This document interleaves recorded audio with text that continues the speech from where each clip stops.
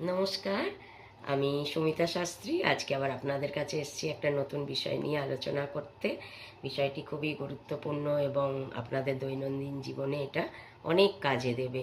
তো সেরকমই একটা বিষয় হচ্ছে যে আপনাদের যদি বাড়িতে অর্থনৈতিক অবস্থাকে স্থির করতে চান, মানে অস্থির, কখনো থাকছে টাকা পয়সা হাতে, কখনো থাকছে না, কখনো খুবই করুণ অবস্থা, একদমই মানে অভাবের মধ্যে দিন কাটছে, এইরকম চলছে, মানে ভালোর দিকে যাচ্ছে না, ক্রমশই খারাপের দিকে যাচ্ছে, এরকম অবস্থা হয়, তাহলে আপনারা এই উপায়টা করলে অনেকটা স্থিরতাটা পাবেন।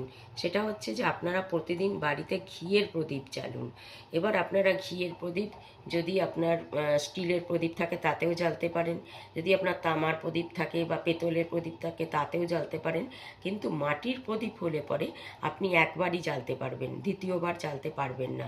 যদি দ্বিতীয়বার আপনি তাও জ্বালতে চান তাহলে কিন্তু ঘরের বাস্তুদোষ হবে। তো আপনারা সেই প্রদীপ, মাটির প্রদীপ হলে একবার জ্বালানোর পর জলে দিয়ে দেবেন।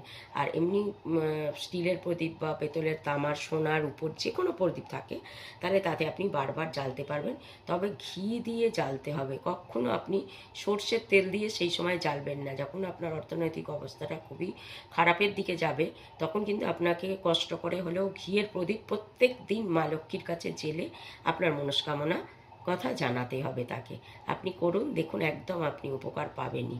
অন্তর থেকে ডাকুন এবং ঘিয়ের প্রদীপ জ্বালুন।